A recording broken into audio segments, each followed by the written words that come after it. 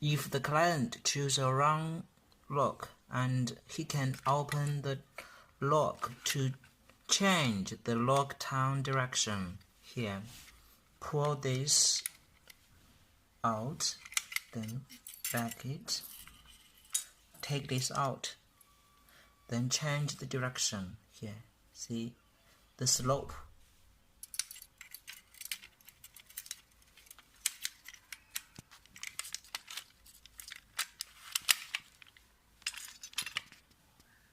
Here, then direction changed. Then this lock this way is for outward opening lock.